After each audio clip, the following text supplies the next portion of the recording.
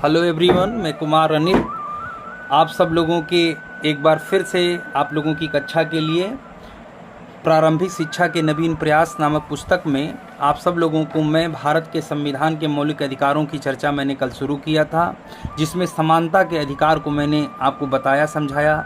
उम्मीद है कि आपको यह समझ में भी आया होगा। मैं आप सब लोगों को आज दूसरे मौलिक अधिकार, जिसका नाम है स्वतंत्रता का अधिकार, इसकी चर्चा परिचर्चा मैं करूंगा।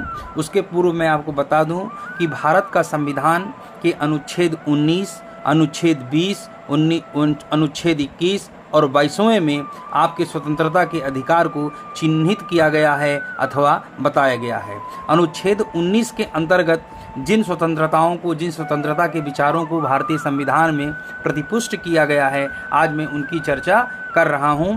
देखिए, स्वतंत्रता में जो पहली स्वतंत्रता है, विचार एवं अभिव्यक्ति की स्वतंत्रता।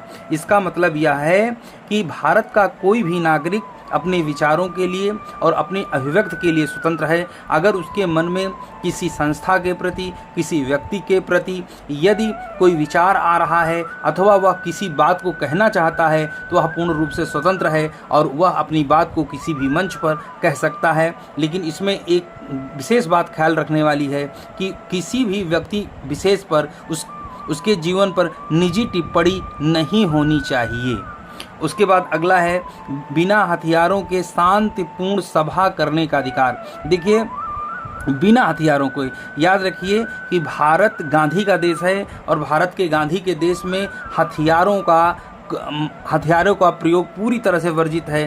कि अगर आपको किसी भी तरह की समस्या है तो आप शांतिपूर्ण सभा कर सकते हैं और उस सभा के साथ अपने विरोध को दर्ज कर सकते हैं। लेकिन आप सोचें कि आप तलवार, भाला, कोई ऐसा हथियार लेकर चलें और शासन को, प्रशासन को या जनता को डरा कर आप कोई चीज़ मनवाएंगे, तो वह भारत का संविधान आपको अधिकार नहीं देता। यानी कि स्वतंत्रता का अधिकार आपको है तो, लेकिन बगैर हथियारों के शांतिपूर्ण सभा करने का अधिकार है।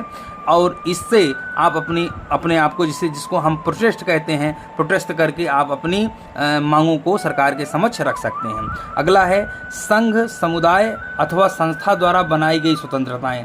अब देखिए, संघ के द्वारा, समुदाय के द्वारा और संस्थाओं के द्वारा जो स्वतंत्रता के मानक खींचे गए हैं, उस मानक के अनुरूप ही आप स्वतंत्र होंगे। अगर आप किसी भी संघ, समुदाय अथवा संस्था के नियम के मुताबिक शांतिपूर्ण कार्य करते हैं तो वह आपकी स्वतंत्रता का हिस्सा होगा। बल्कि अगर आप उस नियमों को तोड़ते हैं, जो नियम संस्था, समुदाय और संघ को तोड़ता है, तो आप उसके लिए स्वतंत्र नहीं होंगे। तो आपको इनके द्वारा बनाए गए मानकों के अनुरूप ही अपनी व्यवस्था को बना के रखना होगा। अगला है भारतीय राज्य संघ में किसी भी स्थान पर आने जाने की स्वतंत्रता, यानी आवागमन की स्वतंत्रता।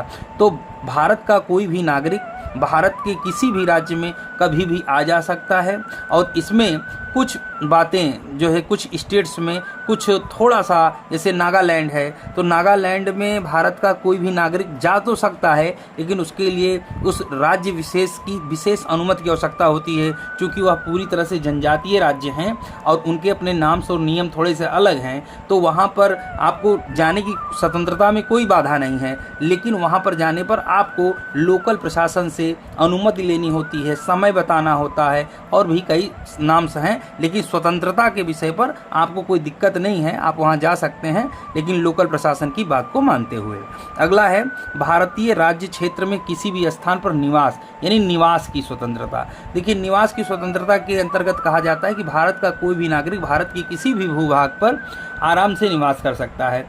हालांकि जैसे कि कश्मीर राज्य का मामला था या मामला है, यहाँ पर अभी भारत के अन्य राज्यों के लोगों के निवास को लेकर थोड़ा सा प्रतिबंध है। अभी आने वाले समय में हो सकता है 370 हट चुकी है, धारा हट चुकी है, तो हो सकता है आने वाले समय में भारत के अन्य राज्यों के लोगों को भी वहाँ का निवासी माना जाए या उनको निवास करने की स्वतंत्रता दी जाए। यहाँ पर आप रह तो सकते हैं, बस संपत्ति, अभी नियम के अनुसार संपत्ति गेन नहीं कर सकते, निवास करने में कोई समस्या नहीं है।